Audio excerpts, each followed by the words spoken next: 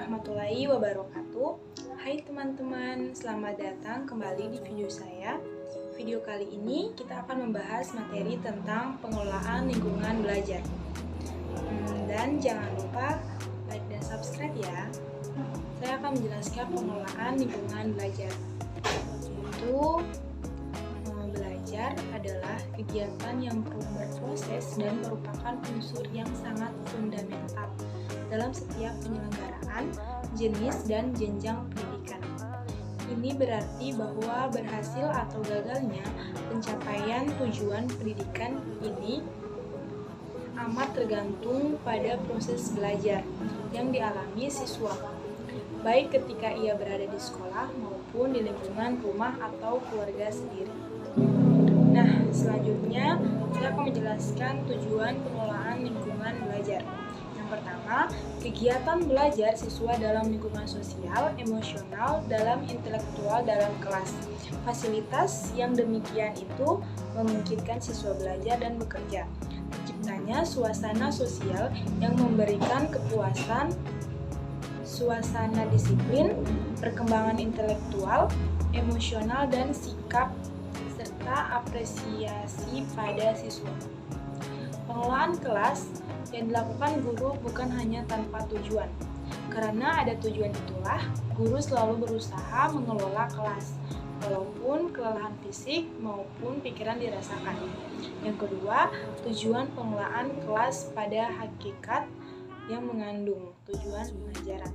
Karena pengajaran merupakan salah satu faktor pendukung berhasil tidaknya proses belajar mengajar dalam kelas. Prinsip-prinsip pengelolaan lingkungan belajar.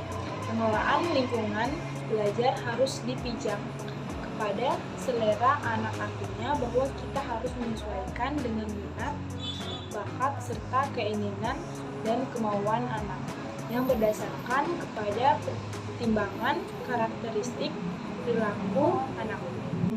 Selanjutnya, anak usia dini memiliki beberapa karakteristik diantaranya, yaitu yang pertama, 1. Bersifat unik. Setiap anak berbeda masing-masing.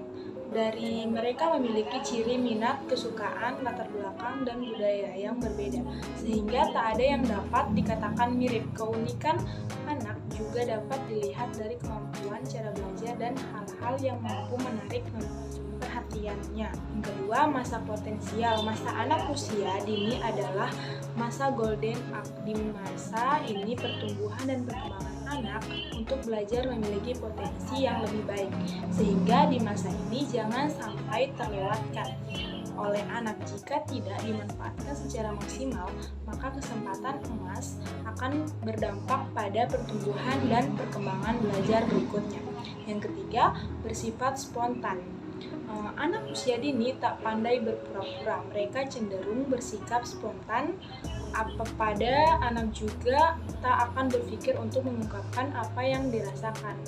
Ada yang dipikirkan tanpa memperdulikan kepada orang lain. Yang keempat, ceroboh dan kurang perhatian. Sifat spontan yang dimilikinya, anak juga cenderung tak mempertimbangkan tindakan yang diambil. Jika ingin sesuatu, dia akan lakukan saat itu juga, meskipun hal tersebut akan melakukannya. Yang kelima, aktif dan energi.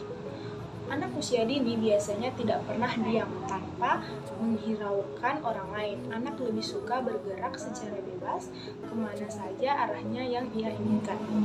Hal-hal yang perlu diperhatikan dalam pengelolaan lingkungan belajar. Yang pertama, memahami sifat yang dimiliki siswa. Yang kedua, memahami perkembangan kecerdasan siswa. Yang ketiga, mengenal siswa secara perorangan. Yang keempat, memanfaatkan perilaku siswa dalam pengorganisasian belajar. Sebagai makhluk sosial, anak sejak kecil secara alami bermain berpasangan atau berkelompok dalam bermain.